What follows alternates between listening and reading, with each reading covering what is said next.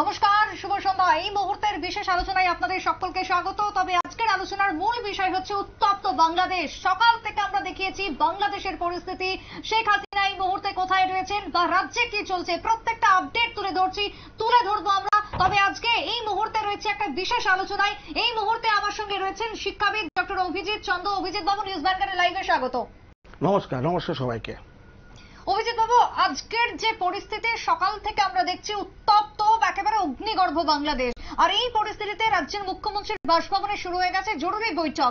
সমস্ত উচ্চপদস্থ আধিকারিকরা রয়েছেন। ভারত, ত্রিপুরা, উত্তর পূর্ব কতটা নিরাপদ এই মুহূর্তে দাঁড়িয়ে, প্রথমেই জানতে চাইবো। নমস্কার। ভারত নিরাপদ, কারণ সমস্যাটা বাংলাদেশের। তবুও আমাদের চারিদিকে তিন দিকে বাংলাদেশ ঘেরা, ত্রিপুরাতে, আর উত্তর পূর্ব এবং পশ্চিমবঙ্গ বাংলাদেশের ঘেরা। বাংলাদেশের তিন দিকই ভারতবর্ষ, একটু আপনার বার্মা বা মায়ানমারের সাথে। ফলে এই দিকটা যে একটা উত্তপ্ত পরিস্থিতি, এখন যে একটা পরিস্থিতি, কোনো সরকার নেই, আর্মি দায়িত্ব নিয়েছে, একটা সরকার মানে জাতীয় সরকার গঠনের চেষ্টা করছে। ফলে দেশে এই মুহূর্তে পরিস্থিতি খুবই মানে কি বল, যেটা বল নাজুক এক কথায়। ফলে আমাদের মুখ্যমন্ত্রী সঙ্গত কারণে বৈঠকে দেখেছেন আমাদের চারদিকে বর্ডারগুলিকে সতর্ক করা দেওয়া হয়েছে। কারণ ওইখানে যে জিনিসটা ঘটেছে, এরপর পাল্টা হতে পারে একটা, এর জন্য অনেক সমস্যা হতে পারে, এই জন্যই মনে হয় ডাকা হয়েছে। আর এটা একটা অভাবনীয় ব্যাপার।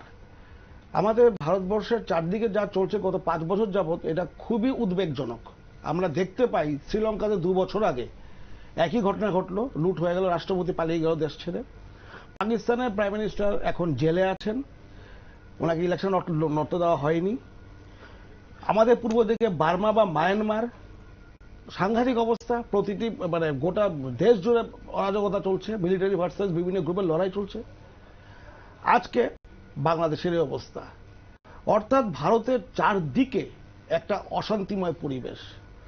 তার প্রধানতম কারণ, ভারতবর্ষ এশিয়াতে এখনো পর্যন্ত যে শক্তি দেখিয়েছে সেটা হল গণতন্ত্র। ভারতের গণতন্ত্র সঠিক পথে চলছে বলেই ভারতবর্ষ এখন টিকে আছে। বাংলাদেশে যদি আপনি দেখেন, যখনই কোনো সরকার এসছে, পরবর্তীকালে সরকারটা সঠিকভাবে আসেনি। আমরা দেখি 72 সনে শেখ মুজিব সরকার এসেছিল, 75 সনে উনি নিহত হন। পরবর্তীকালে একটি ইলেকশনের মাধ্যমে আরেকটি সরকার আসে, সেই সরকারের প্রধান জিয়াউর রহমান, উনি 82-তে নিহত হন। এরশাদ সরকার আসে, সেই সরকার ছিল সামরিক সরকার। তাকে এইভাবেই গণ আন্দোলনের পর প্রচুর রক্তের বিনিময়ে তাকে সরানো হয়েছিল। এসেছিল আমাদের খালেদা জিয়া সরকার। সেটাও 96 সালে আবার একটা গন্ডগোল ঘটে, সঠিকভাবে ইলেকশন হচ্ছে না, বিরাট গন্ডগোল হলো। সেখানে আমাদের বেগম জিয়া সরকার, তো শেখ হাসিনা এলেন। শেখ হাসিনার পর একটা নির্বাচন হয়েছিল, সেখানে খালেদা জিয়া এসেছিল আপনার 2002 সালে। কিন্তু এরপরে 2007-এ আবার গন্ডগোল হয়, যে না জাতীয় সরকার, ওরা কখনোই যে সরকার ক্ষমতায় থাকে তাকে নির্ভর করে কোন নির্বাচন যায় না। তারা ভাবে এটা করলে আমরা ক্ষমতায় আসতে পারবো না। বেগম জিয়ার পর আবার গন্ডগোল, বিশাল গন্ডগোল হয়, জাতীয় সরকার গঠন হয়, আর্মি দায়িত্ব নেয়, তখন ভোট হয়, ভোট হয়ে শেখ হাসিনা আসে। শেখ হাসিনা প্রায় আওয়ামী লীগ প্রায় 15 বছর পর ছিল, এইবার ইলেকশন হয়েছে। এখন দেখা গেল এই সরকারটাও এরপরে গণ আন্দোলনে পড়ে গেল চারদিক থেকে। এটা দুঃখজনক যে একটি রাষ্ট্র তার 50তম বৎসর আর 2 বছরে পালন করলো, যে 50 বছর হয়েছে ওরা স্বাধীনতা পেয়েছে রক্তের বিনিময়ে। এই 50 বছরে ওদের যে গণতন্ত্র এখনো সঠিকভাবে দাঁড়ায়নি। এইটাই দুঃখ, এখন প্রতিষ্ঠিত করতে পারছে না, দুঃখজনক ঘটনা। অথচ আপনি দেখুন, এবং ভারতের দুর্ভাগ্য, ভারতের চারপাশে যে আপনার পেয়েছে, প্রতিবেশী পেয়েছে, আপনি সব পরিবর্তন করতে পারবেন, প্রতিবেশীদের পরিবর্তন করতে পারবেন না। তো প্রতিবেশী পাকিস্তানের একটা ফেইল্ড স্টেট হয়ে গেছে অর্থনীতিতে, শ্রীলঙ্কা প্রায় ফেইল্ড স্টেট অর্থনীতিতে, বার্মা লড়াই করে নিজেদের লড়াইয়ের মধ্যে দেশ অনেকগুলো ভাবে বিভক্ত হয়ে গেছে, রাষ্ট্রের উপর কোনো দখল নেই। কারণ বার্মাতে যে আং সান সুচি সরকার ছিল, মিলিটারিকে ফেলে দিয়েছে। নেপালেও প্রায় গত 3 বছরে 4বার না 5বার সরকার পরিবর্তন হয়েছে, একবার একে ফেলে দেয়, একবার ওকে ফেলে দেয়। ফলে ভারতবর্ষের চারদিকে ভারতবর্ষকে সতর্ক থাকতে হবে। আর বাংলাদেশের যে সরকার ছিল সেটা অনেকে বলে ভারতপন্থী না। শেখ হাসিনা বাংলাদেশ ভালো হয় সেই জন্যই চেয়েছিল। শেখ হাসিনা চাইতো যে প্রতিবেশীর সঙ্গে যদি আমি ভালোভাবে চলি তাহলে আমারও অনেক লাভ হবে, ভারতেরও লাভ হবে, এইটা হলো। বটেই তো। এবং ভারত বরাবর বাংলাদেশকে কিন্তু সেই সাপোর্ট, সেই বন্ধুত্বপূর্ণ সহযোগিতা দিয়ে এসেছে বরাবর। কিন্তু আজকের যে বাংলাদেশের ছবি আমরা দেখছি, শেখ মুজিবুরের এই বাংলাদেশে কি আজকের বাংলাদেশ, সেই স্বপ্নের বাংলাদেশে কি আজকের দিনের এই ছবি? একেবারে সাধারণ মানুষ হিসেবে যদি জানতে চাই, আজকের দিন যা যা আমরা দেখছি, গত একেবারে 1 জুলাই থেকে যদি ধরি আজকের ডেট অবধি দাঁড়িয়ে, কি বলবেন এই ছবি দেখে আপনার একজন সাধারণ মানুষ হিসেবে কি মনে হচ্ছে? ধন্যবাদ। 1 বা 2 তারিখ থেকে 15 তারিখ পর্যন্ত যে আন্দোলন চললো, তখন কিন্তু ছিল ইউনিভার্সিটির ক্ষেত্রে একটা সংরক্ষণ নিয়ে। কিন্তু হঠাৎ করে দেখা গেল 16 বা 17 তারিখ থেকে এটা রাস্তায় নেমে গেল, এবং রাস্তায় আন্দোলন করবে এটাও ঠিক ছিল।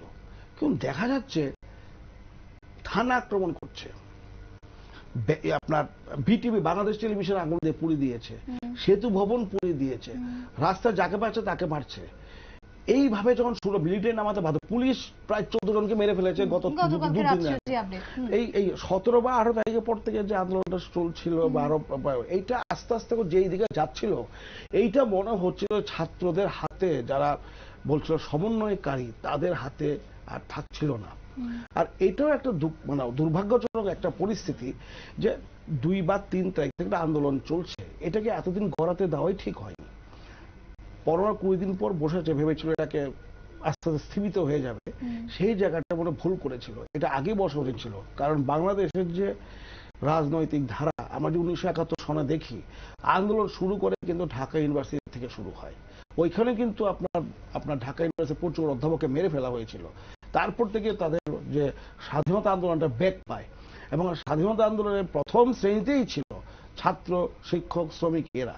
এবারে যখন ছাত্র আন্দোলন শুরু হয়, আমার মনে হয় এটা অঙ্কুরেই যখন শুরু হয়, তখনই যদি এটা মানে কথা বলে মিটিয়ে নেওয়া যেত, এই অবস্থায় যেত না। এখন যে অবস্থায় গেছে, এটা এখন ছাত্রদের হাতে নেই। ছাত্র আন্দোলন তো প্রত্যেকটা দেশে হয়, আমাদের দেশেও তো দেখেছি, এই রাজ্যের বুকেও দেখেছি। কিন্তু কি এমন হলো যে এইভাবে টার্ন নিল সেটা? এর পেছনে কি তাহলে অন্য কোনো মদত রয়েছে? মদত হয়তো থাকতে পারে, কিন্তু একটা জিনিস খেয়াল রাখবেন, সাধারণ লোক যাদেরকে আমরা দেখছি নেমে এসছে, তাদের মনে কিছুটা হলেও হয়তো বা কোনো একটা মনে করে একটা ছোট্ট ক্ষোভ ছিল। কারণ আমার মনে হয়, কারণ এই ক্ষোভটা কি তাহলে হাসিনার প্রতি জানি হবে কিনা জানি না। আমার মনে হয় এটা যেভাবে চলছে, অর্থাৎ ওপর থেকে তো সবাইকে চালাতে পারবেন না, নিচে কি হচ্ছে গ্রাউন্ড লেভেলে এটা আবার খবর রাখতে হবে। ওইখানে যে গ্রাউন্ড লেভেলে কি হচ্ছে এই খবরটা বোধহয় আমার মনে হয় ওনার কাছে পৌঁছেছিল না, থাকলে হয়তো উনি ব্যবস্থা নিতেন। কারণ এইটা অদ্ভুতভাবে গত 7-8 দিন 10 দিন যেভাবে এটা হিংসাত্মক, এবং মানে থানা পুড়িয়ে দিচ্ছে, টেলি সেন্টার পুড়িয়ে দিচ্ছে, সেতু ভবন পুড়িয়ে দিচ্ছে, বড় বড় সেন্টার পুড়িয়ে দিচ্ছে, এইটা কোনো ছাত্র তো করতে পারে না। ছাত্র তো সাধারণত শিক্ষিত সমাজ, ওরা কখনোই কোনো পুলিশকে মেরে আসবে না, কোথাও পুড়িয়ে দিয়ে এটা ছাত্র সাধারণত করে না, আমার যে সাধারণত দেখে থাকি। কিন্তু এইখানে মনে হচ্ছে এটা কেউ কিছু ইনফিল্ট্রেট করে গেছে। তৃণমূল স্তরে একটা কোথাও গিয়ে খুব একটা ছিল, যেটা হয়তো ওরা বুঝতে পারেনি ওপরের মহল, যার জন্য আজকে অবস্থা হয়েছে। কিন্তু এখন যেটা খুবই মানে সংবেদনশীল, যে বাংলাদেশের যারা আছেন সব নাগরিকরা, তারা সুরক্ষিত কতখানি থাকবেন। আমি এই বিষয়টা নিয়েও আসবো যে বাংলাদেশ এই মুহূর্তে কতটা সুরক্ষিত। এই মুহূর্তে বাংলার মুখ্যমন্ত্রী মমতা বন্দ্যোপাধ্যায় তিনি কি জানিয়েছেন বাংলাদেশের পরিস্থিতি নিয়ে, মমতা বন্দ্যোপাধ্যায়ের বক্তব্য শোনাবো। কেউ কোনো সাম্প্রদায়িকতার মূলক আচরণ করবেন না, এবং আইন হাতে ধরে নেবেন না। যারা বিপদে পড়বে আমাদের ভাই বোনেরা, কারণ এখনো অনেকে আছে। আমরা গভর্নমেন্ট অফ ইন্ডিয়া এবং গভর্নমেন্ট অফ বাংলাদেশ সেটা দেখে রাখি। গভর্নমেন্ট অফ ইন্ডিয়া যেভাবে বলবে আমরা সেভাবে নিচ্ছি। আর আমি সমস্ত পলিটিক্যাল পার্টি লিডারদের অনুরোধ করি, এবং বিশেষ করে সমস্ত জগতের সবাইকে, দয়া করে এমন কিছু পোস্ট করবেন না যাতে কোনো সাম্প্রদায়িক সম্প্রীতি এখানে নষ্ট করে। এবং সব দলের নেতারাই তাদের বলবো এটা দেশের ওপর ছেড়ে দিন, দেশে আমাদের সরকার আছে, তাদের উপর ছেড়ে দিন। আপনারা শুনলেন এই মুহূর্তে দাঁড়িয়ে মমতা বন্দ্যোপাধ্যায়ের যে বক্তব্য, তাতে করে একেবারে বলা যায় যে ভারত পাশে ভারত সরকার যা সিদ্ধান্ত নেবে সেই সিদ্ধান্তের পাশে রয়েছেন মমতা বন্দ্যোপাধ্যায়। বাংলাদেশের পরিস্থিতির দিকে নজর রাখা হচ্ছে। শুধুমাত্র ত্রিপুরা নয়, পশ্চিমবঙ্গের একটা বিরাট অংশ রয়েছে, বাংলাদেশের বর্ডার রয়েছে, সীমান্ত রয়েছে, আর সেই সীমান্তকে কড়াকড়ি রাখতে নির্দেশ দেওয়া হয়েছে। তবে সমস্ত রকমের পরিস্থিতির দিকে নজর রয়েছে এবং তারই সাথে ভারত সরকারের যা পদক্ষেপ, সেই পদক্ষেপের পাশে রয়েছেন মমতা বন্দ্যোপাধ্যায়। কারণ এই মুহূর্তে বাংলাদেশের পরিস্থিতি নিয়ে খুব একটা কোনো কিছু করা উচিত নয়, কারণ অত্যন্ত সংবেদনশীল বিষয়, ম্যাটার সে দেশের জন্য। আমি ফিরবো আরো একবার আলোচনাতে। অভিজিৎ বাবু, বাংলাদেশের আভ্যন্তরীণ পরিস্থিতি নিয়ে আপনি বলছিলেন যে কতটা সেখানকার মানুষ রয়েছে ভালো। সত্যি তো, আজকে আমরা আমাদের দেশ নিয়ে একটা চিন্তিত রয়েছেন, আমাদের দেশের কি পরিস্থিতি বা কি বিপদ আসবে তা নিয়ে আমরা আগে থেকে আটঘাট বাঁধতে বসে পড়েছি। কিন্তু সেই দেশের যারা নাগরিকরা রয়েছেন তাদের এই মুহূর্তে অবস্থা কিরকম? মুশকিলটা হলো, বাংলাদেশের যখনই কোনো রাজনৈতিক পরিবর্তন, পট পরিবর্তন ঘটে বা কোনো এই ধরনের উদ্ভূত পরিস্থিতির সৃষ্টি হয়, তো বাংলাদেশের যারা সংখ্যায় দুর্বল আছে তাই সেই শ্রেণীর মানুষের উপর কিছুটা আঘাত আসে। এইটা আমরা বিভিন্ন সময় দেখতে পেয়েছি এবং এইটা যাতে না হয় সেটা যত তাড়াতাড়ি সম্ভব এটা দেখা দরকার, এই সরকারকেও দেখা দরকার। কারণ এটা তো ঘটনা, কারণ যারা এখন জয়ী হয়েছে বা যারা এখন বলতে পারেন ক্ষমতার কাছাকাছি, তাদের মধ্যে এমন কিছু শক্তি আছে যারা কিন্তু সাম্প্রদায়িক বলা গেলেও যেতে পারে, সাম্প্রদায়িকতার দোষে দোষী। তা এরা যদি এখন বেশি লাফালাফি করে, আমরা দেখলাম খুব সুন্দরভাবে বলেছেন যে আমাদের পশ্চিমবঙ্গের মুখ্যমন্ত্রী যে আমরা ভারত সরকার ছেড়ে দিন, আপনারা ভারত সরকারের উপর আমরা ধৈর্য রাখুন এবং ভারত সরকার যথার্থই ভারতের যাতে কোনো ক্ষতি না হয় ভারতের পক্ষে ডিসিশন নেবেন। কিন্তু যেহেতু ভারত এবং বাংলাদেশের প্রায় প্রচুর লোক একই ভাষায় কথা বলে, বাঙালি, তারপর তা সত্ত্বেও বাংলাদেশে দেখা গেছে যে এই ধরনের পরিস্থিতিতে সাধারণ যারা দুর্বল বা সংখ্যায় কম তাদের উপর কিছুটা হলো আঘাত আসে। এইটা যাতে না হয় এটাও আশা করি বর্তমান যারা আছেন তারা দেখবেন। যেটা বলছিলাম যে হঠাৎ করে এই ছাত্র আন্দোলন কিভাবে এত ভয়ঙ্কর রূপ নিল, এর পেছনে প্রচুর টাকা পয়সা, ইন্ধন, মদত তো অবশ্যই আছে। তো মদত তখনই কাজ করবে লোকের মনে কোনো রকম ক্ষোভ থাকে। এমনকি মাঝখানে আমরা এটাও দেখেছিলাম যে দাবি ছাত্রদের উঠে এসেছিল যে কোটা বিরোধী, সেটা কিন্তু মাঝখানে একটা সময় মানাও হয়েছিল, তারপরে সবকিছু থামথুমো হলো, হঠাৎ করে এতটা ফুলে ফেঁপে উঠলো। হয়েছে কি, আপনার যখন প্রায় গত বৃহস্পতিবার শুক্রবার কথা হচ্ছিল, তখন গত 7-8 দিন আগে দেখা গেছে এটা ছাত্রদের হাতে নেই। ছাত্রদের নামে যারা আসছিল বা কাজ করছিল তারা সবাই কিন্তু এই ছাত্র আন্দোলন জড়িত নয়। এটা খেয়াল রাখতে হবে। আরো পরিষ্কার হবে, আপনি আগামী 24 ঘন্টা দেখুন বাংলাদেশের অবস্থা, এখানে আপনার পরিষ্কার হয়ে যাবে কোথায় কোন শক্তি কিভাবে কাজ করছিল। এখানে যারা আওয়ামী লীগের বিরুদ্ধ শক্তি তারা কিন্তু জামা পরিবর্তন করে ছাত্র সেজে ঢুকে গেছে, শ্রমিক সেজে ঢুকে গেছে, ছাত্র সেজে ঢুকে গেছে, জনসাধারণ সেজে ঢুকে গেছে। এটা আমরা দেখতে পাচ্ছি। কারণ কোন ছাত্র আন্দোলন এইভাবে যেভাবে ক্ষতি করেছে দেশের, যেভাবে ভেঙেছে গোটা বাংলাদেশ জুড়ে, এইটা কোনো ছাত্র আন্দোলনে এরকম ঐতিহ্য দেখা যায়নি সাধারণ লোকদের করার জন্য। এইটা একটা বিরাট বড় দেখার ব্যাপার। আর সত্যি বলছি, ভারতের এই মুহূর্তে, বাংলাদেশের এই মুহূর্তে যা অবস্থা চারদিকে হয়ে আছে, নেপাল, পাকিস্তান, শ্রীলঙ্কা, মায়ানমার, এখন বাংলাদেশ, এর উপরে আপনার ওই এই সব হওয়া, তারপরে আপনার ওইদিকে ইউক্রেন যুদ্ধ চলছে, মানে এদিকে দেশে পৃথিবীর পরিস্থিতি, ভারতকে আর খুব সাবধানে পা ফেলতে হবে। ভারতের দিকে সবাই তাকিয়ে আছে, ভারতের লিডারশিপের দিকে সবাই তাকিয়ে আছে, ভারতকে এখন যেভাবে ভারতের যে সরকার আছে তার দিকে সবাই তাকিয়ে আছে। অভিজিৎ বাবু, আজকে আপনি যেটা বললেন যে একটা ছাত্র আন্দোলন কখনোই এরকম হতে পারে না, কারণ ছাত্রদের এটা শিক্ষা নয় যে তারা গোটা দেশে এইভাবে লুটপাট ভাঙচুর চালাবে, একেবারে অগ্নিগর্ভ তৈরি করে দেবে। কোন ছাত্র এরকম হতে পারে না শিক্ষিত সমাজে। তাহলে পরিষ্কার যে এর পেছনে অন্য কোনো গোষ্ঠীর হাত রয়েছে। তাহলে কি আপনি সেই জায়গাতে বাংলাদেশের আভ্যন্তরীণ যদি আমি ছেড়েই দিই, বাইরের দেশের যদি কথা বলি, চীন বা পাকিস্তান কি কোনোভাবে জড়িত থাকতে পারে? মুশকিল হলো কি, যখনই দেখবেন কার ফায়দা হচ্ছে, কার লাভ হচ্ছে, ওরা তো প্রকাশ্যে আসে না। আপনি তো কোনো প্রমাণ করতে পারবেন না, আপনাকে অনুমান করতে হবে। কারণ আরেকটা জিনিস খেয়াল রাখবেন যে যেভাবে বাংলাদেশে গুলিও চালানো হয়েছে, সবগুলো গুলি কিন্তু পুলিশ চালায়নি। এখন গতকাল পর্যন্ত খবরটা এসছে, দেখা গেছে অনেক আহত হয়েছে ভেতর থেকে, অর্থাৎ পুলিশ অনেক দূরে ছিল, সামনের সাইডে লোক ছিল, কিন্তু ভেতরে গুলিতে আহত হয়ে গেছে। এই ব্যাপারগুলো কিন্তু খেয়াল রাখবেন। এবং গত 2-3 দিন যাব দেখা যাচ্ছে সন্ধ্যের পর থেকে প্রচুর আহত লোক আসছে। ফলে ভেতর থেকে অনেকে চেষ্টা করছিল এটাকে মানে সরকারকে বদনাম করার। এই ব্যাপারগুলো কিন্তু আগামী 24-48 ঘন্টার মধ্যে আসবে। তবে হ্যাঁ, ভারতবর্ষ বা ত্রিপুরা নাগরিক হিসেবে আমাদের সতর্ক থাকা দরকার এবং অবশ্যই এই পরিস্থিতির নজর রাখা দরকার। এই যে আগামী 48 ঘন্টার মধ্যে সরকার গঠন, অন্তর্বর্তীকালীন সরকার গঠন, অর্থাৎ সেনাদের হাতে চলে যাচ্ছে বাংলাদেশের ক্ষমতা, চলে গেছে অলরেডি চলে গেছে। এটাই বা কতটা সেই দেশের জন্য ভালো হবে? বা সেনা যদি এখন দেশ চালায় তাহলে তো সেই আবারও তাহলে বলতে হয় শ্রীলঙ্কা, পাকিস্তান, আবার তো সেই দেশগুলোর কথাই উঠে আসছে।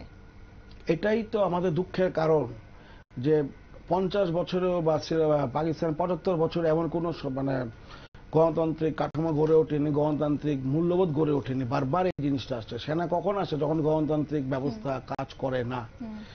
এইটা হওয়াতেই তো সমস্যা। তবে এইবার মনে হচ্ছে সেনা সরকার এইটা আগামী 48 ঘন্টা খুব গুরুত্বপূর্ণ। দেখা যাক কার হাতে ক্ষমতা দেওয়া হয়। কিন্তু মুশকিলটা হলো কি, ছাত্ররা তো আন্দোলন করছিল কোটার জন্য, এরা তো রাজনৈতিক কোন ক্ষমতার জন্য আন্দোলন করেনি। এখন যারা এসে সরকারে ঢুকবে তারা তো আর কোটার জন্য আসবে না, তারা আসবে রাজনৈতিক ক্ষমতা দখল করার জন্য।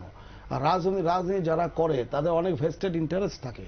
এখন দেখতে হবে যারা ক্ষমতায় আসছে এবং সেখানে অনেকগুলো ক্ষুদ্র ক্ষুদ্র স্বার্থ নিয়ে আসবে অনেকে। দেখা যাক আগামী 48 ঘন্টায় কি সরকার গঠন করে এবং কিভাবে তারা সমন্বয় করে। কারণ কি, যারা আছে তারা কিন্তু সবাই একপন্থী নয়। এখন যেটা চলছিল একপন্থী ছিল, কিন্তু এখন যারা এসে অনেক জায়গা থেকে কিন্তু অনেক বিভিন্ন পন্থী আসছে, তারা বিভিন্ন ব্যাপারে কিন্তু দ্বিমত পোষণ করবে। এখন দেখা যাক এটা কতদিন চলে এবং কবে এটা থামে। এটা ঠিক, আমি একটু থামাবো এই মুহূর্তে। আমি শোনাবো যে বক্তব্য, তা হচ্ছে শেখ হাসিনার ছেলে, তিনি কি জানিয়েছেন। মমতা বন্দ্যোপাধ্যায়ের বক্তব্য শুনিয়েছি, এবার শেখ হাসিনার ছেলে তিনি কি জানিয়েছেন শোনাবো। আমি সজীব ওয়াজেদ জয় বলছি। আপনারা জানেন এই গত কয়েক সপ্তাহ ধরে আমাদের বাংলাদেশের যে গন্ডগোল সংকট চলছে, এই যে ছাত্রদের কোটা বিরোধী আন্দোলন, কোটার বিরুদ্ধে আমরাও ছিলাম। শুরুর থেকেই আমাদের সরকার কোটা সরিয়ে দিয়েছে, আমাদের সরকার তাদের সম্পূর্ণ দাবি মেনে নিয়েছে। এটা আদালতের একটা রায় ছিল, এটা আমাদের সরকারের করা ছিল না। তাও আমরা অ্যাপিল করে দ্রুত এই কোটা তুলে দেই। তাতেও আন্দোলনকারীরা সন্তুষ্ট না।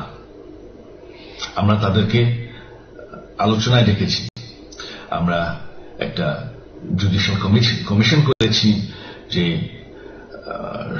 সংঘর্ষে যে হত্যাকাণ্ড হয়েছে সেটার বিচারের জন্য। অনেক পুলিশ অফিসার যারা অতিরিক্ত ফোর্স ইউজ করেছে তাদেরকে আমরা সরিয়ে সাসপেন্ড করেছি। তাতেও এই আন্দোলনকারীরা সন্তুষ্ট নয়। আমরা যতই ছাড় দেন, প্রধানমন্ত্রী নিজেই তাদেরকে ডেকেছেন যে আসেন আমরা আলোচনায় বসি, তাতেও তারা সন্তুষ্ট না। আমরা যতই ছাড় দিতে থাকি, যতই তাদের দাবি মেনে নিতে থাকি, তারা কিছুতেই সন্তুষ্ট না, তারা খালি দাবি বাড়িয়ে যাচ্ছে। এখন দাবি হচ্ছে যে সরকারের পতন। তবে সরকারের পতন হওয়ার পর কি হবে, কি হবে এটা কেউ ভেবেছে?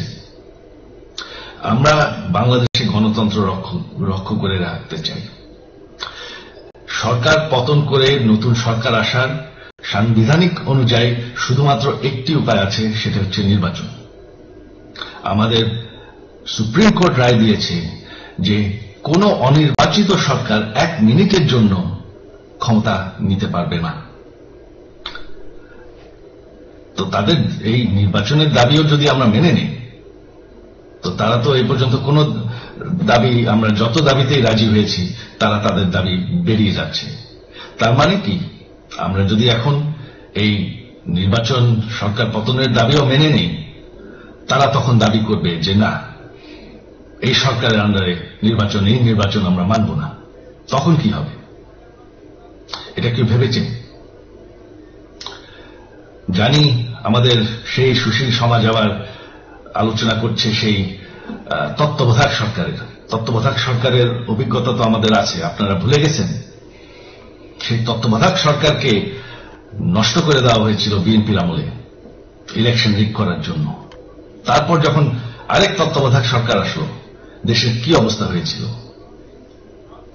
শেষমেশ সব থেকে বড় কথা যে আমাদের সংবিধানে স্পষ্ট বলা আছে এবং আমাদের সুপ্রিম কোর্ট রায় দিয়েছে যে অনির্বাচিত সরকার 1 মিনিটের জন্য দেশের ক্ষমতায় থাকতে পারবে না।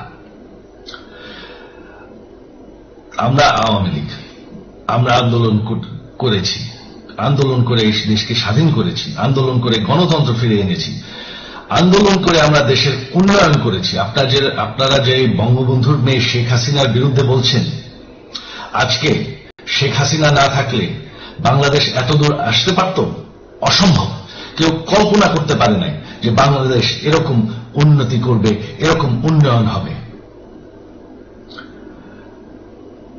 ঠিক আছে, শেখ হাসিনার পর আপনাদের কি হবে সেটা আমারও চিন্তার বিষয় না, আমার পরিবারের আর চিন্তার বিষয় না, আপনারা বুঝবেন। তবে এইভাবে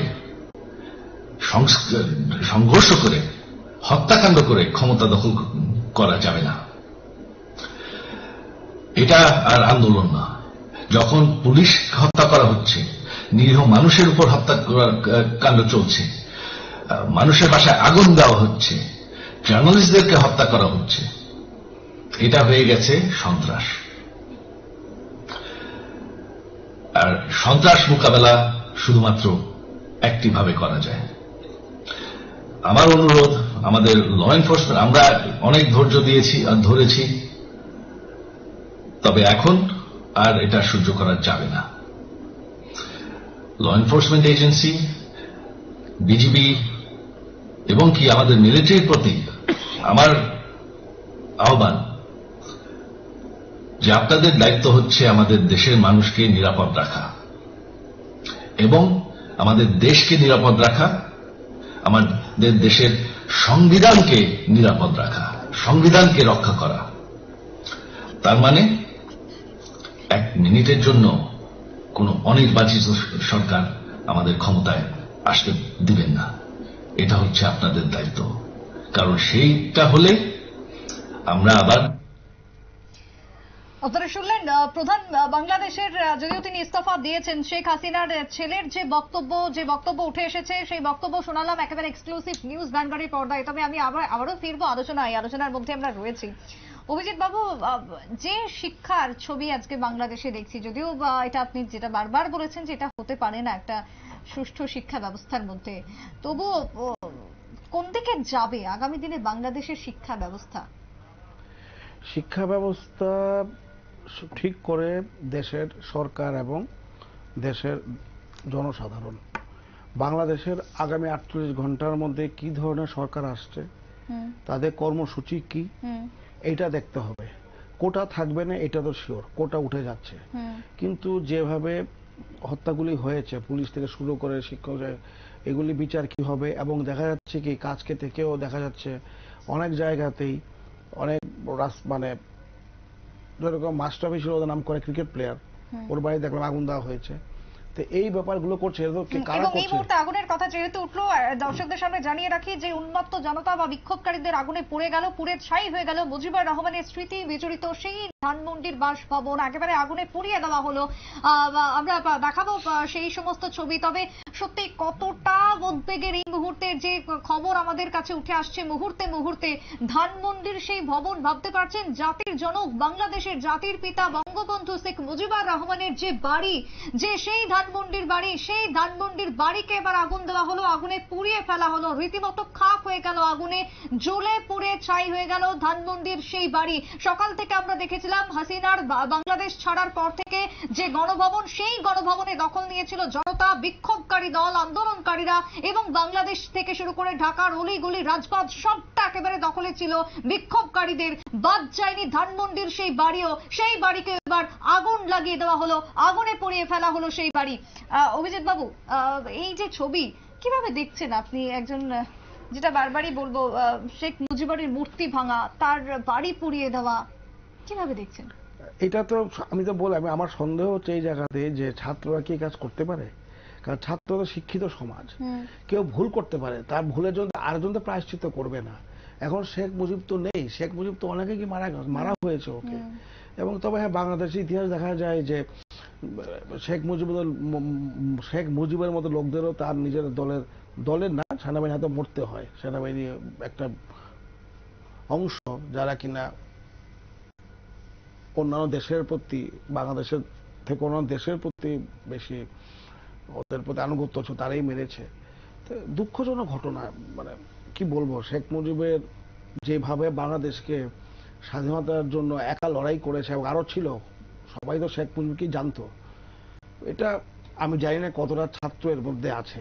আগুন দিয়ে একটা বাড়ি পুড়িয়ে দেওয়া, মানুষ মেরে ফেলা, এটা আমার কাছে সত্যি বলছি, এটা কেমন জানি মনে হচ্ছে। এটা কোনো ছাত্র, তারপর ইউনিভার্সিটির ছাত্র বা কলেজের ছাত্র করতে পারে, রাগ থাকতেই পারে, কারণ ওদের অনেক মারা গেছে, কিন্তু বেছে বেছে এইভাবে গোটা দেশে আগুন লাগিয়ে মেরে ফেলায়, লোককে মেরে থানায় ঢুকে মেরে, এটা অদ্ভুত লাগে আমার কাছে, সত্যি অদ্ভুত লাগছে। এটা পরবর্তীতে দেখতে পাবো, এখনো তো সব তথ্য বেরিয়ে আসছে না, একটা পরিস্থিতি দেখা যাক আমি 48 ঘন্টার মধ্যে কি দাঁড়ায়। তবে হ্যাঁ, ভারত সরকার নজর রাখছে, অবশ্যই ত্রিপুরা সরকার নজর রাখছে, সবাই নজর রাখছে, সব সরকার। আমরা এবং আমি সবাই আমরা চাইবো খুব তাড়াতাড়ি একটা খুব ভালো পথে, সঠিক পথে বাংলাদেশ ফিরে আসুক, নির্বাচন হোক, খুব তাড়াতাড়ি নির্বাচন হোক, এবং সঠিক নির্বাচনই হোক। হ্যাঁ, এইটাই আমাদের কাম্য আর কি বলতে পারি।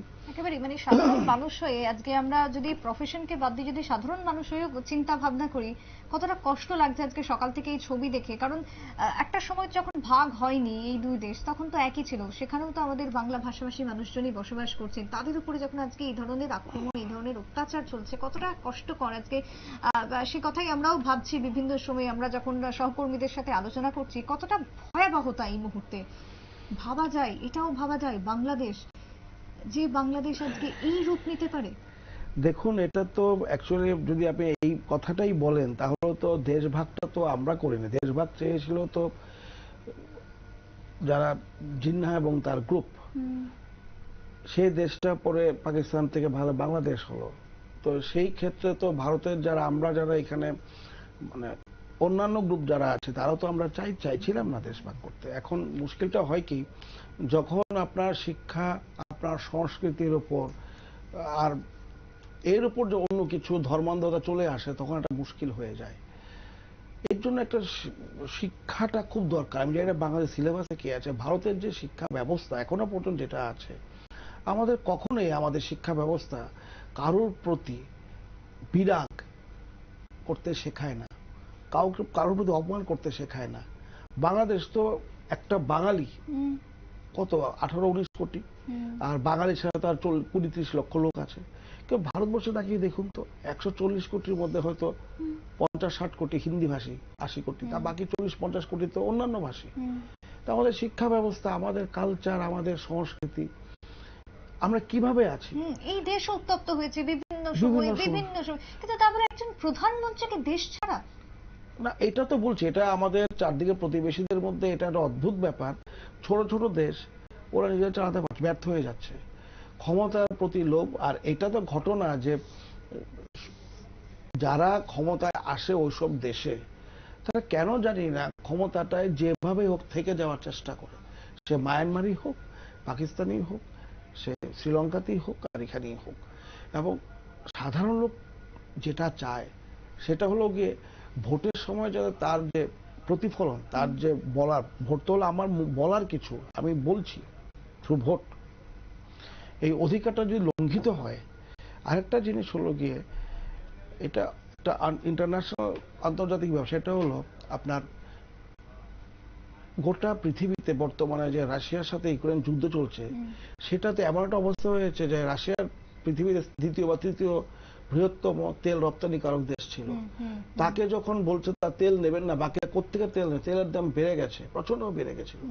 এবং তেলের দাম বেড়ে যাওয়াতে সব জিনিসের দাম বেড়ে গেছে। তাছাড়া যেহেতু ইউক্রেনকে গোটা ইউরোপ এবং পশ্চিম ইউরোপ এবং আমেরিকা যুক্তরাষ্ট্র কানাডা, জাপান ওরা মদত দিচ্ছে, ফলে ওই পয়সাগুলি এখন অন্যান্য দেশে বিভিন্ন যে উন্নয়নমূলক কাজ সেখানে ঘাটতি হয়ে যাচ্ছে। ফলে প্রচুর পয়সা এখন আপনার ইউক্রেনে খরচ হচ্ছে, প্রচুর পয়সা আপনার এখন ইসরায়েল ভার্সেস গাজাতে খরচ হচ্ছে। এই যুদ্ধে যে পয়সাগুলি খরচ হচ্ছে, এই পয়সাগুলি একটা সময় তাদের দেশে নিজেদের উন্নয়নমূলক কাজে এবং পৃথিবীর বিভিন্ন দেশে ওরা দিত উন্নয়নের কাজে। এখন সেগুলো কাটছাট করে ব্রিটেন বলুন, মার্কিন যুক্তরাষ্ট্র বলুন, কানাডা বলুন, জার্মানি বলুন, তাদের দেশে এবং অন্যান্য দেশে কাটছাট ইউক্রেনে দিচ্ছে। ফলে গোটা পৃথিবীতে একটা সংকট দেখা দিয়েছে, পুঁজির সংকট। একেবারে। এবং এই মুহূর্তে আরো একটা বিষয়ের দিকে আমরা নজর রাখবো, যে খবর উঠে আসছে, মা আর রাজনীতিতে ফিরবেন না, কোট আনকোট বক্তব্য পেশ করেছেন হাসিনার পুত্র জয়। আরো একবার জানাবো যে মা রাজনীতিতে ফিরবেন না, একেবারে এই মন্তব্য তুলে ধরেছেন জয়। এই সম্পর্কে জানবো আর একটু বিস্তারিত। তবে আরো একটা কথা জানিয়ে রাখা ভালো, যে এই মুহূর্তে দাঁড়িয়ে ভারতের সাথে বাংলাদেশের সমস্ত যোগাযোগকেও বন্ধ করে দেওয়া হয়েছে। ট্রেন থেকে শুরু করে বিমান সমস্ত কিছু বন্ধ, পরিষেবা আপাতত কোনো রকমের দেওয়া যাবে না। তার সাথে জরুরি অবস্থা যখন বাংলাদেশ জুড়ে, তখন ভারতকে করা হয়েছে কড়াকড়ি, রীতিমতো সীমান্ততে রয়েছে কড়া ব্যবস্থা। মুখ্যমন্ত্রীর বাসভবনে চলছে বৈঠক এবং এই মুহূর্তে দাঁড়িয়ে মা আর রাজনীতিতে আসবেন না, এমনটাই জানিয়ে দিয়েছেন হাসিনার পুত্র জয়। কথা বলবো, টেলিফোন লাইনে রয়েছেন এক্সিকিউটিভ এডিটর নীল বণিক। নীল, ইতিমধ্যে হাসিনার পুত্র জয়ের যে বক্তব্য, মা রাজনীতিতেই ফিরবেন না, কি বলবে বাংলাদেশের এই মুহূর্তের পরিস্থিতি নিয়ে, কি আপডেট দেবে? দেখো, তিনি যেটা জানিয়েছেন মূলত যে তার মা আর সক্রিয় রাজনীতিতে ফিরবে না। স্বাভাবিকভাবেই শেখ হাসিনার বয়স হয়েছেন, তিনি প্রায় ৮০ তার বয়স এই মুহূর্তে ছুঁই ছুঁই। সেই জায়গাতে দাঁড়িয়ে তার রাজনৈতিক সংগ্রাম করা আর কার্যত সম্ভব নয়। এবং বাংলাদেশের যে অচল অবস্থা আজকে আমরা দেখলাম, সেই অচল অবস্থাতে দাঁড়িয়ে তিনি আজ যে বাংলাদেশের মাটিতে এসে সক্রিয় রাজনীতিতে অংশগ্রহণ করার তার যে সেই ইচ্ছা শক্তিও থাকবে না, সেটা কিন্তু আমরা সহজেই বুঝতে পারছি। কিন্তু তার এবার যেটা তার ছেলে যেটা জানিয়ে দিয়েছেন, তার মা সক্রিয় রাজনীতিতে আর ফিরবেন না। সক্রিয় রাজনীতিতে ফিরবেন না, এটা একেবারেই স্বাভাবিক। এবং শেখ হাসিনার বয়স প্রায় ৮০ ছুঁই ছুঁই। সেই জায়গাতে দাঁড়িয়ে তিনি যদি ভারতে আশ্রয় থাকেন বা লন্ডনের আশ্রয়ে থাকেন, সেইখান থেকে কামব্যাক করে, অতীতে যেভাবে কামব্যাক করে তিনি আবার বাংলাদেশকে ফান্ডামেন্টালিজম মুক্ত করেছিলেন, সেই বয়স কিন্তু আর শেখ হাসিনার নেই। অতএব শেখ হাসিনার কিন্তু এই মুহূর্তে হয়তো তিনি সামনের বছর কালের নিয়ম অনুযায়ী এমনি রিটায়ারমেন্ট করতেন, নতুন প্রজন্মের হাতে ক্ষমতা তিনি ছাড়তেন, সেটা তার পরিবারেই হোক বা তার দলের অন্য কোনো ঘনিষ্ঠ লিডারকেই হোক। কিন্তু এই যে গণ অভ্যুত্থান, যে গণ অভ্যুত্থানের ছবি আমরা এতদিন পাকিস্তানে দেখেছি, যে গণ অভ্যুত্থানের ছবি আমরা অন্যান্য যে মুসলিম কান্ট্রিগুলো সেইটা দেখেছি, সেই জায়গা থেকে কিন্তু একটা ব্যতিক্রমী রাষ্ট্র হিসেবে, মুসলিম রাষ্ট্র হিসেবেও কিন্তু ব্যতিক্রমী ছিল মুজিবরের এই বাংলাদেশ। কিন্তু মুজিবরের হত্যার পরে পদ্মা দিয়ে অনেক পানি বয়ে গেছে, সেখানেও সামরিক শাসন ফিরেছে খুব অল্প সময়ের জন্য, কিন্তু সেখানেও আবার পরবর্তীকালে মানুষ ডেমোক্রেটিক্যাল একটা চিন্তা ভাবনা নিয়ে একটি সরকারকে প্রতিষ্ঠা করেছে। সরকারের বিরুদ্ধে অভিযোগ থাকতেই পারে, সরকারের বিরুদ্ধে তোমার গণতন্ত্র নিয়ে প্রশ্ন থাকতেই পারে। তার মানে এই নয় যে আমি আমার রাষ্ট্রের সম্পত্তি নষ্ট করব, আমি আমার রাষ্ট্রের বাহিনীকে আক্রমণ করব, আমি আমার রাষ্ট্রের যে অরাজকতার ছবি সেটা বিশ্ব মানচিত্রে ঠাঁই করে দেব। সরকারের দেখো, ভারতেও ডেমোক্রেটিক্যাল সরকারে চলছে। সব সরকার কি মোদীকে, সব মানুষ কি ভারতবর্ষের মোদীকে পছন্দ করেন? সব মানুষ কি মমতা বন্দ্যোপাধ্যায়কে পছন্দ করেন? সব মানুষ কি রাহুল গান্ধীকে পছন্দ করেন? তা তো নয়। কিন্তু তারপরেও মানুষ কি হবে, 5 বছর পর ভোট হবে, সেই ভোটের পালা বদলেই আমাদের রাষ্ট্রে কিন্তু পালা বদল হয়। আমাদের রাষ্ট্রে কিন্তু কখনোই সামরিক ব্যক্তিরা সেইভাবে কিন্তু কোনোদিন মাথা ঘামায়নি বা মাথা ঘামাবার সাহস পর্যন্ত দেখায়নি, কারণ ভারতের একটা ডেমোক্রেটিক্যাল একটা সিস্টেম যেটা এই 75 বছর ধরে রয়েছে। সেই জায়গাতে এই যে বুঝতে হবে তোমাকে যে কেন বাংলাদেশে এই ডেমোক্রেটিক্যাল অধ্যায়টা নেই। কারণ বাংলাদেশেও মুজিবুর রহমানের মৃত্যুর পর দীর্ঘদিন পাকিস্তানপন্থী এবং ফান্ডামেন্টালিজম এর বিশ্বাসী, আদর্শে বিশ্বাসী মানুষরা তারা ক্ষমতায় ছিল। তারা কখনোই কোনো সময় গণতন্ত্রে বিশ্বাস করে না। তারা সবসময় একটা উগ্র মেন্টালিটি, উগ্র ফান্ডামেন্টালিজম, উগ্র দ্বন্দ্ববাদ, উগ্র বস্তুবাদ নিয়ে তারা সবসময় চেয়ারে অধিষ্ঠিত থাকে। সেটা থেকেও যাই হোক বাংলাদেশ মুক্ত হয়েছিল, আবারও জনগণ আবারও সেই একটা ডেমোক্রেটিক্যাল ব্যবস্থাকে ফিরিয়ে নিয়ে এসেছিলেন। শেখ হাসিনার প্রতি মানুষের অভাব থাকতে পারে, অভিযোগ থাকতে পারে, কিন্তু সেটা আন্তর্জাতিক মঞ্চে এমন একটা বাংলাদেশ আজকে দাঁড় করালো, সেই জায়গা থেকে কিন্তু বাংলাদেশকে এখন যারা বাংলাদেশকে ব্যবসার হিসেবে যারা মানবেন তারা বাংলাদেশে আসবে ব্যবসা করতে, জনগণকে একেবারে তাদের যে পুঁজি সেই পুঁজি কিন্তু অন্তত 3-4 বছরের মধ্যে তুলে নেবেন। কিন্তু বাংলাদেশের যে শোষিত মানুষরা তারা ফান্ডামেন্টালিজমের আড়ালে কিন্তু আরো বেশি করেই শোষণ হবে। সেই জায়গাতে দাঁড়িয়ে তার ছেলে যেটা বলেছেন, আমার মা আর সক্রিয় রাজনীতি করবেন না। স্বাভাবিক, বাংলাদেশের কোনো ভদ্র মানুষ যারা ডেমোক্রেটিক্যাল চিন্তা ভাবনায় বিশ্বাসী, যারা ফান্ডামেন্টালিজমে বিশ্বাসী নয়, তারা রাজনীতি করতে গিয়ে দুবার ভাবতে হবে। কারণ এই ফান্ডামেন্টালিজম মানুষের মধ্যে যদি পড়তে হয়, কোন মানুষ চাইবে বারবার দেশ ত্যাগ করতে, কোন মানুষ চাইবে তাদের বারবার ঘর বাড়ি তাদের বাস্তু জমি ত্যাগ করতে? কোনো সাধারণ মানুষ কিন্তু চায় না। সেই জায়গা থেকে তার যে এই যে বক্তব্য যে আমার মা আর সক্রিয় রাজনীতি করবেন না, এটাও কিন্তু বাংলাদেশের জন্য অত্যন্ত একটা খারাপ খবর। যদি আগামী 10 বছর বা 15 বছর পরে এই ফান্ডামেন্টালিজম কিন্তু বেশি দিন থাকবে না। এই ফান্ডামেন্টালিজম যারা ভারতের আলু কেন ঢুকছে, ভারতের পণ্য কেন ঢুকছে, ভারতের গাড়ি চলতে দেব না, এই যারা ডাকগুলো দিয়েছেন তারা সবাই নিচু তলার মানুষ, তাদের সঙ্গে রাষ্ট্র পরিচালনার কোনো সম্পর্কই নেই। এই জামাতপন্থীরাই আমি বিশ্বাস করি, এবং তুমি দেখবে যে অন্তত 1 মাস বাদেই দিল্লিতে তারা সবার আগে আসবে এবং ভারত সরকারের সঙ্গে একটা ডিপ্লোম্যাটিক যাতে স্থিতাবস্থা থাকে, অন্তত দূরত্ব থাকতে পারে কিন্তু ডিপ্লোম্যাটিক যাতে সম্পর্কটা নষ্ট না হয় তার জন্যই তারা এসে ভারতে আকুতি মিনতি করবে। এবং এবছরের যে রাষ্ট্র নির্বাচন হলো বাংলাদেশে, যেটা আমার কাছে, আমি বহুবার তোমাকে বলেছি যে বিএনপির বহু নেতা কিন্তু বিভিন্ন ভাবে ভারতকে কিন্তু ম্যানেজ করার চেষ্টা করেছিল।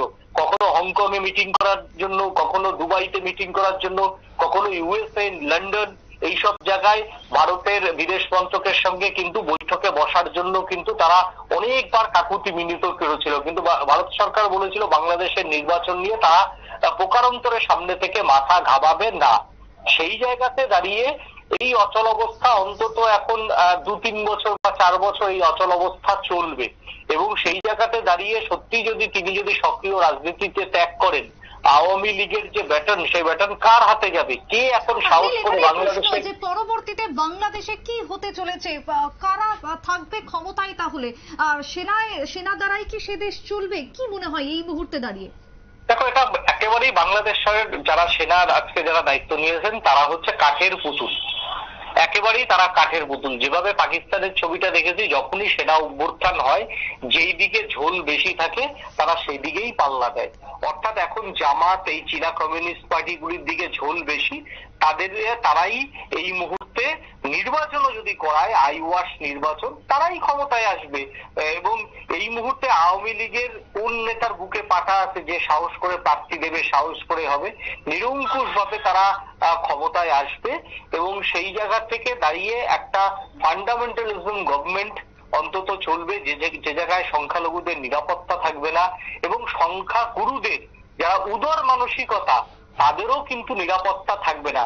কেউ হয়তো মন খুলে শিল্পী ছবি আঁকতে পারবে না, কেউ হয়তো মন খুলে আবৃত্তি করতে পারবে না, কেউ হয়তো মন খুলে দ্বিজেন্দ্র গীতি যদি গায় তাকে বলা হবে হিন্দু, কেউ যদি চারণ কবি মুকুন্দ চন্দ্র গান গায় তাকে বলা হবে হিন্দু।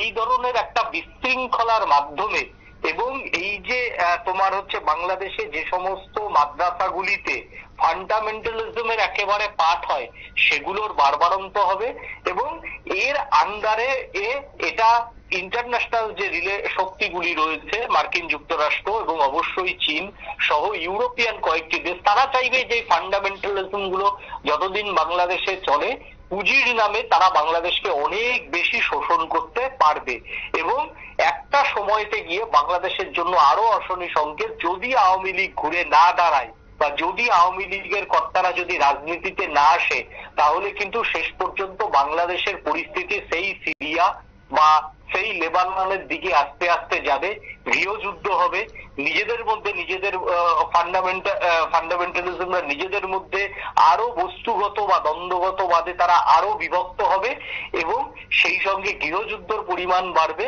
এবং গৃহযুদ্ধের পরিমাণে বাংলার যে সংস্কৃতি বা বাংলাদেশের যে সংস্কৃতি সেটার সঙ্গে ভারতের সংস্কৃতির বহু অংশেই মিল রয়েছে।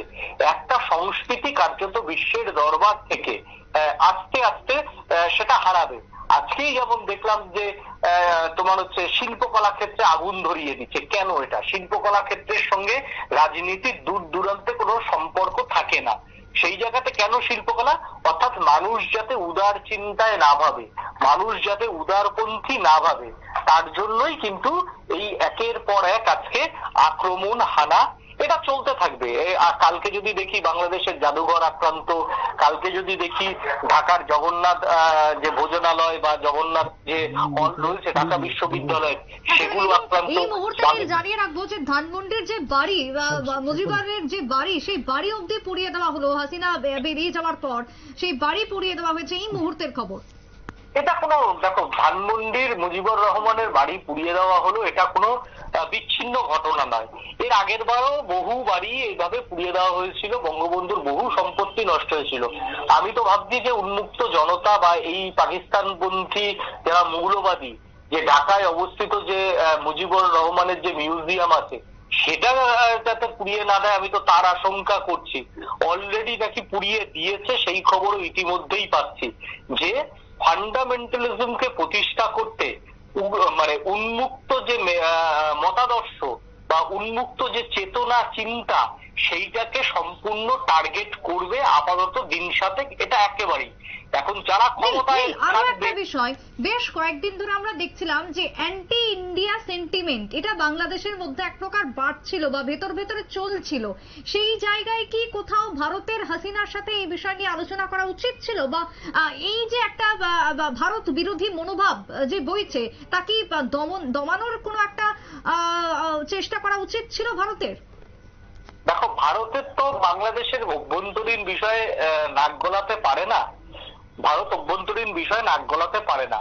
যে জামাতটা নতুন ম্যাপগুলো প্রকাশ করছে বা অ্যান্টি ইন্ডিয়া স্লোগান দিয়ে আজকে দেখলাম সোশ্যাল মিডিয়া জুড়ে পোস্ট করছে, এবার তাদের লক্ষ্য কাশ্মীর। দেখো, বাংলাদেশের এই যারা জামাতপন্থী নেতারা আছে, তারা এখন একটা মানে কি বলতো, তাদেরকে হুঁশ জ্ঞান কাণ্ড এসব কিছু নেই। তারা একটা উন্মত্ত, এই উন্মত্ততা দিয়ে যদি মনে করে তারা ভারত আক্রমণ করবে, ভারতের সেনাবাহিনীর দরকার নেই। ভারতের যে প্যারামিলিটারি ফোর্স রয়েছে বা প্রত্যেকটা পুলিশের যে সশস্ত্র কমব্যাট ফোর্স রয়েছে, সেটাই যথেষ্ট। বাংলাদেশের এই উন্মুক্ত জামাতপন্থী নেতাদের দমন করার জন্য ভারতীয় সেনার কামান বা ভারতীয় সেনার বুলেট দরকার পড়বে না। ত্রিপুরার সরকারের যে নিজস্ব কমব্যাট ফোর্স আছে, তাই যথেষ্ট। তো সেই জায়গা থেকে তারা ভারত বিরোধী স্লোগান দিচ্ছে, ভারত বিরোধী স্লোগান আরো দেবে। বললাম যে তাদের সঙ্গে তো গভর্নমেন্ট চালানোর কোনো মানে সম্পর্ক নেই। তারা গভর্নমেন্ট কিভাবে চলে, তারা গভর্নমেন্ট কিভাবে রিলেশন রাখে, এইটা নিয়ে কি এই অশিক্ষিত যারা আন্দোলনকারী তাদের সঙ্গে কি কোনো সম্পর্ক আছে? নেই। আর যারা এই ছাত্র আন্দোলনের নামে যারা মাথা, তাদের সঙ্গে বরঞ্চ সম্পর্ক আছে। তারাও ভালো মতো জানে যে ভারত বিরোধিতা করে বেশি দিন তারা থাকতে পারবে না, এটা তারাও ভালো করে জানে। কিন্তু ক্ষমতার চেয়ার পেতে গেলে এই সমাজের যে নিচুতলার অশিক্ষিত মানুষ, যাদের সেইভাবে পুঁথিগত শিক্ষা বা বহির্বিশ্বের সঙ্গে যোগাযোগ নেই, তাদের যদি মানব ঢাল হিসেবে ব্যবহার না করতে পারে, তাহলে সিংহাসনটা দখল করবে কিভাবে? এই উদ্দেশ্য নিয়েই তাদের ভারত বিরোধা। আই থিঙ্ক আগামী 15 দিনের মধ্যে তুমি দেখো, এই যারা ক্ষমতায় বসবে তারা সবার আগে বিবৃতি দেবে যে ভারতের সঙ্গে কিছু বিষয়, নীতিগত বিষয়ে যেগুলো স্ট্র্যাটেজিক্যাল নিতে হবে, কারণ তাদেরও তো ক্ষমতা ধরে রাখতে হবে, নিচু তলার মানুষকে কিছু বোঝাতে হবে। নীতিগত কিছু বিষয়ে, স্ট্র্যাটেজিক্যাল কিছু বিষয়ে ভারতের সঙ্গে নীতিগত দূরত্ব, কিন্তু সর্বোপরি তারা ভারতের সঙ্গে সম্পর্ক বজায় রাখতে ইচ্ছুক। এটাই তারা মোটামুটি 2-3 দিনের মধ্যেই বিবৃতি দিয়ে দিল্লিতে একটা আশ্বস্ত করবে যে দেখো ভাই, আমাদের দেশের অভ্যন্তরীণ বিষয় আমরা ক্ষমতা দখল করেছি, তোমাদের সঙ্গে আমরা বুঝতে চাই কিভাবে তোমাদের সঙ্গে সম্পর্ক থাকবে। নীতিগতভাবে কিছু হয়তো আমরা মানে মানুষের জনসমক্ষে কিছু নীতিগত মতপার্থক্য আমরা তুলে ধরবো, আমাদের গদি বাঁচাতে হবে, কিন্তু পিছনের ডোর দিয়ে তোমাদের সঙ্গে যে সম্পর্ক সেটা থাকবে, সেটা সবার আগে বাংলাদেশের এই যারা এখন ক্ষমতায় বসবে তারাই সবার আগে ভারত সরকারের কাছে যাবে। আমরা যদি উদাহরণ বলো, আমরা হাল ফিলের দেখাচ্ছি যে মইজুর কথা, যে মইজু ভারতের সেনাবাহিনীকে বললো যে আমার দরকার নেই রাষ্ট্রের ক্ষমতায়, সেই মইজু এখন ভারত সরকারের কাছে এসে রীতিমতো পায়ে পড়ছে যে না, ভারতের সাহায্য দরকার, না হলে ওষুধ থেকে আরম্ভ করে ভারতের পুঁজি না গেলে কার্যত মালদ্বীপ না খেতে বেয়ে মরবে। অর্থাৎ সেই মইজুই কিন্তু এখন গতকাল ভারতের হেলিকপ্টার, সেনার হেলিকপ্টার মালদ্বীপে চক্কর কাটতে দিয়েছে, সেই মইজুই কি না একটি রাষ্ট্র ক্ষমতা দখলের লক্ষ্যে ভারত বিরোধিতা। এটাও দেখবে দিন 7 পরেই তাই হবে। একেবারে তাই। ধন্যবাদ তোমায় নীল। এই মুহূর্তে আরো একটি খবর উঠে আসছে, বাংলাদেশের যে 18 জন সদস্য যাদেরকে নিয়ে অন্তর্বর্তী সরকার গঠন হলো এবং বাংলাদেশের ব্যাংকের সাবেক গভর্নর ডক্টর সাহেল উদ্দিন আহমেদের নেতৃত্বে এই সরকার গঠন করা হলো। 18 সদস্য বিশিষ্ট অন্তর্বর্তী সরকার গঠন। ইতিমধ্যেই সারা দেশ জুড়ে যে অবস্থা, বাংলাদেশ জুড়ে যে অবস্থা তৈরি হয়েছে, তাতে করে বলা হয়েছিল যে 48 ঘন্টার মধ্যেই সেনা ক্ষমতা দখল করছে এবং অন্তর্বর্তীকালীন সরকার গঠন হবে, এবং সেই সরকার গঠন হলো, 18 সদস্য বিশিষ্ট সরকার গঠিত হলো। আমরা আলোচনায় ছিলাম এবং একেবারে শেষ পর্যায়ে চলে এসেছি। অভিজিৎ বাবু, তাও শেষ মুহূর্তে এটাই জানবো যে এই যে ভারতের সাথে যে একটা ভারত বিরোধী যে মনোভাব, কারণ যে কথাগুলো এতক্ষণ বলছিলেন সবটাই আমাদের উঠে আসলো যে শিক্ষিত কোনো সমাজ এটা করতে পারে না, এর পেছনে অন্য কোনো মদত রয়েছে। এর পাশাপাশি এই যে ভারত বিরোধী একটা মনোভাব দীর্ঘদিন ধরেই কিন্তু চলছিল, তাহলে কি ভারত সরকারের কিছু উচিত ছিল? ভারত বিরোধী মনোভাব তো বাংলাদেশের নেই, কিছু লোকের আছে। কারণ একটা কথা বাংলাদেশে প্রচলিত, যেহেতু আওয়ামী লীগকে, মুজিবুর সরকারকে ভারত সাপোর্ট করেছিল, আওয়ামী লীগ নাকি ভারতপন্থী।